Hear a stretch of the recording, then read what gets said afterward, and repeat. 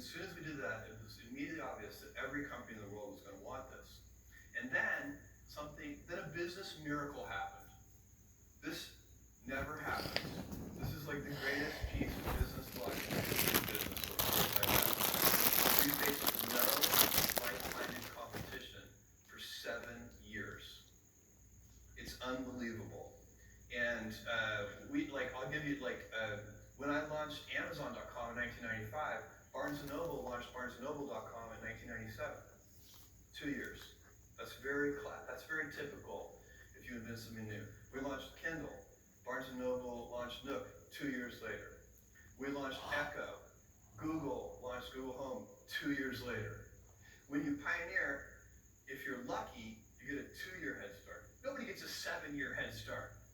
And so that was incredible because, and I think it was a whole confluence of things. I think that the big established enterprise software companies did not see Amazon as a credible enterprise software company. And so we had this long runway to build this incredible feature-rich, and it's just so far ahead of all the other products and services available to do this work today.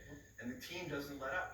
This team, led by Andy Jassy, and Teresa's here somewhere. Where are you, Teresa? Teresa's, everybody here in Washington knows Teresa. But this team is they're killers. I mean, they're just innovating on the product side so rapidly, and they're running everything so well. I'm incredibly proud of them. Amazon itself has virtually no competition in its online sales. So who is number 2 to you on online sales? There's virtually nobody. Our competition is where we elbow for customers is in the physical world. So in other words, when people are choosing between us, we're about 40% or so of online sales, but we're like, I don't know, one low single-digit percentage of retail sales. So 97, 98% of sales, 85% of sales is still, or more, is still in the physical world. So that's where we face competition. But do you worry that the U.S. government might come along, or the European government say, you're so big, you're so powerful, that even though you haven't done anything that is traditionally monopolistic, you're just too powerful, and some regulatory thing could come and impair your business? Well, here's what I think of that. I have a couple. I get asked this question frequently. I thought it was an original question. No, sorry. You do that sometimes, but that's not one of them. My view on this is very simple. All big institutions of any kind are going to be and should be examined, scrutinized, inspected. Governments should be inspected. Government institutions, big educational institutions, big nonprofits, big companies. They're going to get scrutiny. It's not personal. It's kind of what we as a society want to have happen.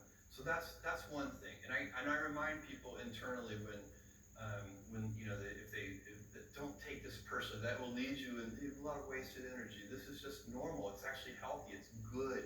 We want to live in a society where people are worried about big institutions. So that's okay.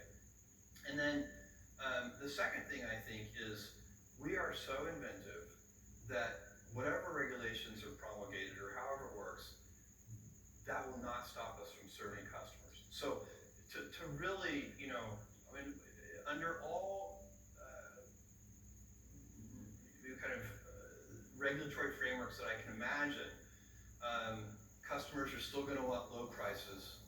They're still going to want fast delivery. They're still going to want big selection. And so these things are so fundamental. Those are the things that we do. So I would say that. I would say one more thing, as long as we're talking about big companies, is it's really important that politicians and others they need to understand the value that big companies bring and not demonize or vilify business in general, or especially not business. Well, they shouldn't vilify big companies and they shouldn't vilify business in general for sure. And the reason is simple. There are certain things only big companies can do. I've seen this the whole way. I know what Amazon could do when we were 10 people, and I know what we could do when we were 1,000 people, and I know we could do when we were 10,000. I know we can do today when we're 500,000. And to give you a more vivid example of this, I love garage entrepreneurs. I invest in a lot of their companies. I know many of them, but nobody in their garage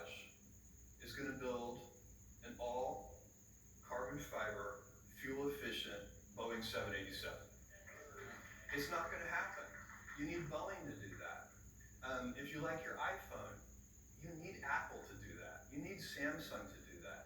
These are things that, that are well-functioning. The entrepreneurial capitalism does those kinds of things very well. And then there are market failures where nobody takes care of then you look towards philanthropy and towards government. So you need different models for different things. But this world would be really bad without Boeing and without Apple and without Samsung and so on. So one of your passions is not just Amazon, but it's outer space and space travel, and Blue Origin. So you've started Blue Origin a little bit in secret, then you made it public.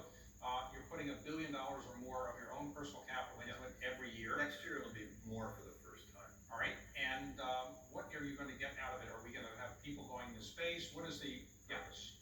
This is the most important work I'm doing, and I have great conviction about that. It's a simple argument.